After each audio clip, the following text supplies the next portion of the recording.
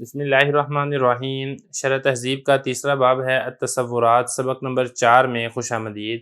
آج کے سبق کے اندر ہم لزوم تحقیقی اور لزوم تقدیری کے بارے میں پڑھیں گے۔ عبارت دیکھ لیں، وَتَلْزَمُهُمَا الْمُطَابَقَةُ وَلَوْ تَقْدِيرًا إِذْ لَا شَكَّ أَنَّ الدَّلَالَةَ الْوَضْعِيَّةَ عَلَى جُزْءِ الْمُسَمَّى وَلَازِمُهُ فَرْعُ الدَّلَالَةِ عَلَى الْمُسَمَّى سواء كانت تلك الدلالة على المسمى محققة بأن يطلق اللفظ ويراد به المسمى ويفهم منه الجزء أو اللازم بالتبع أو مقدرة كما إذا اشتهر اللفظ في الجزء أو اللازم فالدلالة على الموضوع له وإن لم يتحقق هناك بالفعل إلا أنها واقعة تقديرا بمعنى أن لهذا اللفظ معنى لو قصد من اللفظ لكان دلالته عليه مطابقة وإلى هذا أشار بقوله ولو تقديرا۔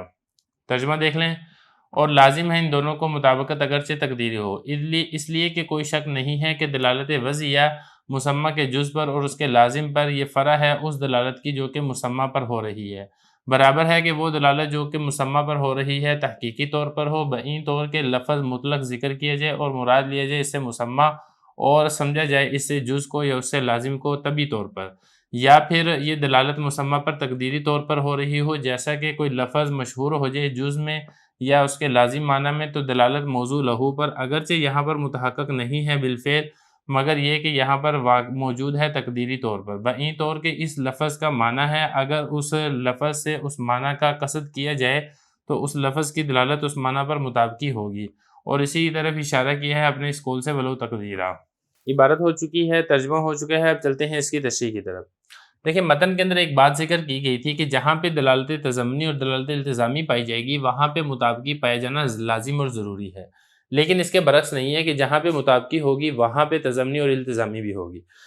وجہ کیا ہے اس کی اور دلیل کیا ہے اس بات کی؟ اسی بات کی جو دلیل ہے اور وجہ ہے وہ یہاں سے ذکر کی جا رہی ہے، اذ لا شک ان دلالت الوضعیہ، یہاں تک علی المسمى تک۔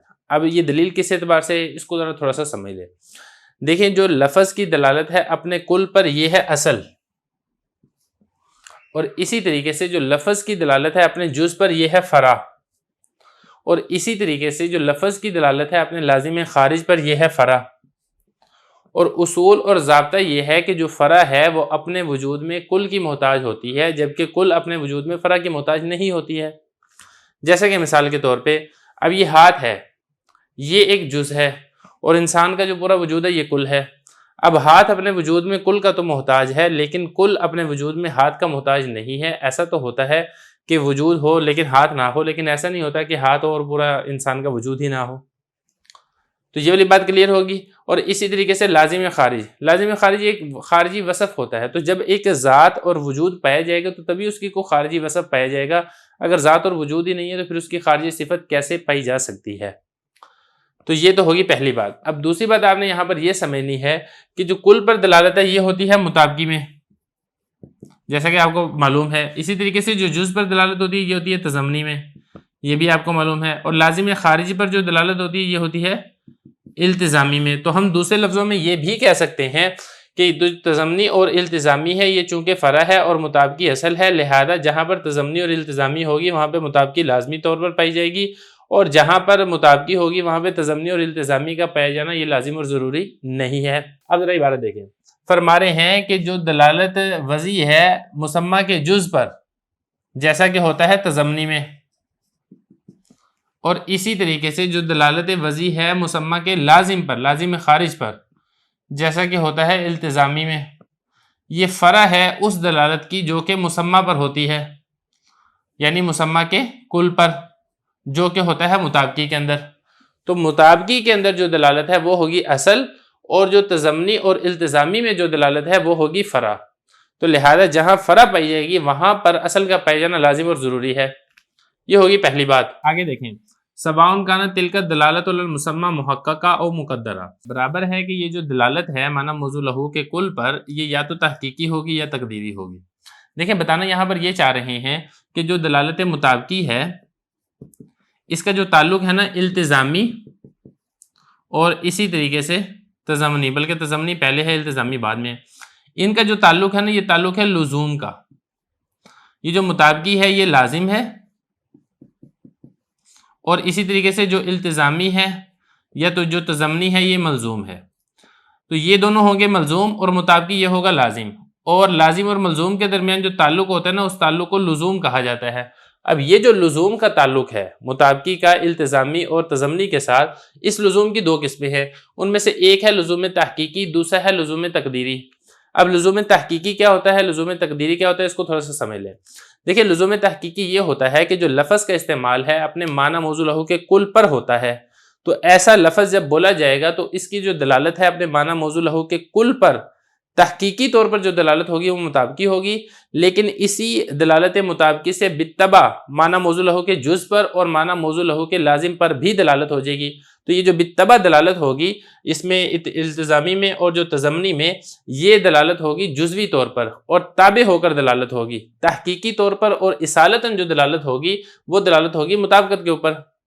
اور جو لزوم تقدیری ہے اس میں یہ ہوتا ہے کہ جو لفظ کا استعمال ہے وہ معنی موضوع لہو کے جز پر یا معنی موضوع لہو کے لازم میں مشہور ہو گیا ہوتا ہے، اور اس کی جو دلالت ہوتی ہے اور جو معنی موضوع لہو کے کل پر جو دلالت ہوتی ہے اس کو ترک کر دیا جاتا ہے۔ تو اب اگر یہ لفظ بولا جاتا ہے تو اس میں جو دلالت ہوگی نا، اس میں تضمنی اور التزامی کے اوپر یہ تحقیقاً ہوگی، اور لفظ بول کر یہ جو دلالت ہوگی نا اس کے اوپر مطابقی کے اوپر، یہ دلالت تقدیراً ہوگی۔ اب تقدیراً کا کیا مطلب ہے، اس کو تھوڑا سا سمجھ لیں۔ دیکھیں تقدیراً کا مطلب یہ ہے کہ لفظ جو معنی موضوع لہو کے جز پر اور معنی موضوع لہو یا پھر اسی طریقے سے معنی موضوع لہو کے لازم میں مشہور ہو گیا ہے، اس لفظ کا ضرور کوئی ایسا معنی موضوع لہو کا کل ہے کہ اگر وہ لفظ بول کر معنی موضوع لہو کا کل مراد لیا جائے تو اس پر جو دلالت ہوگی یہ دلالت مطابقی ہوگی۔